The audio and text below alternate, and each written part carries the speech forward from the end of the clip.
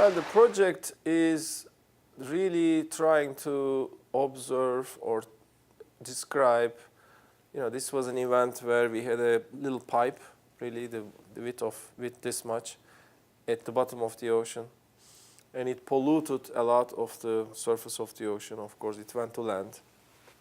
Some of it stayed subsurface, okay, because it lasted very long. It lasted almost 3 months. So we are trying to understand the pathways of transport, how it came from the bottom of the pipe of the ocean, went up the water column, and then at the surface of the ocean, how it propagated, where it propagated. And this requires a lot of knowledge about the ocean currents, waves, winds.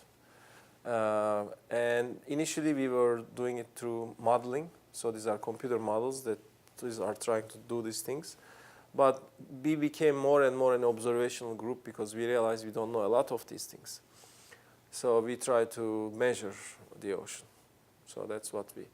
the way it's going to be important is essentially through improved understanding. So you have a better understanding of, you pour stuff in the ocean, buoyant pollutants.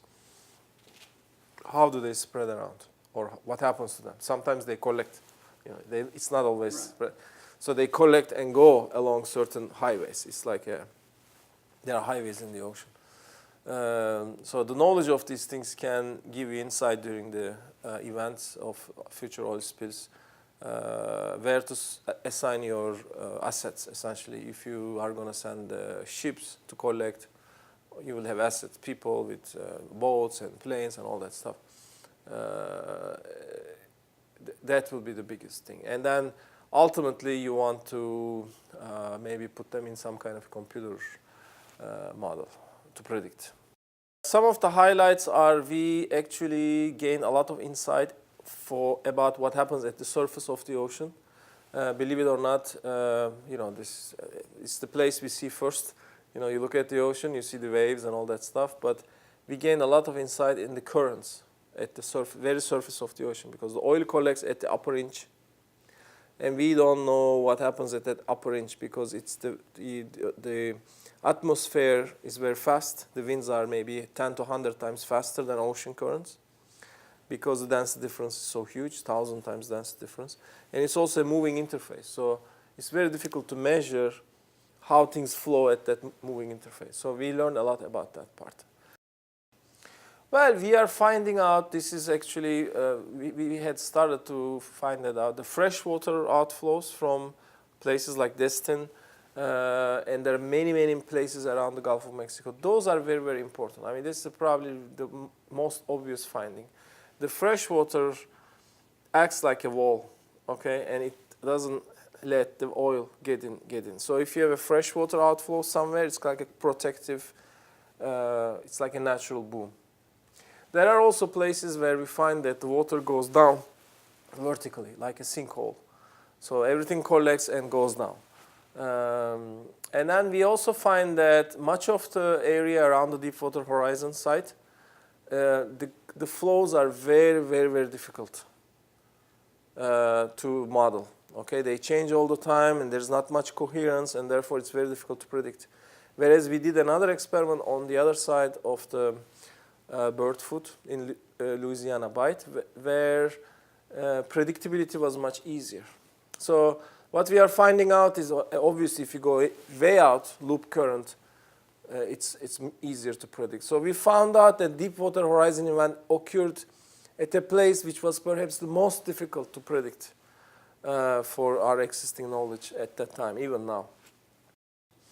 Well, this is one of our objectives. So I just had a meeting with the GoMRI board and the NOAA representatives who are actually responsible in providing prediction capability in the event of an oil spill. So those are responsible from the entire United States. So over the next 2 years, our idea is to distill all our findings, okay, and give them a practical package that they can use in there. So we won't be the ones, most probably, okay, maybe the next oil spill will be 15 years from now. At that time, I would be retired. So the idea is to make some of our findings, get into the hands of the responders. And so there will be a conscious effort going forward. Okay, what is it that we learned? How can we provide these findings to you in a way that you can use it? This could be in the form of a computer program, or it could be in the form of some of our young graduate students or researchers being hired by these people and working for them. So that's another way of transitioning this knowledge. There are two very important things. The first one is, of course, it was a very, very terrible incident. I just watched the movie that came out. People died. A lot of, there was an environmental impact and so on and so forth. But as a result of this accident, good things came about. There's much more awareness about the environment. 1,000 people studied this problem for 10 years. They've learned about the environment. They learned about how to respond to this. So there's an increased the awareness has completely increased. So that's a big, investment in human capital. Okay, young people. So this was a positive. It's like a yin yang. From disaster came a very nice thing.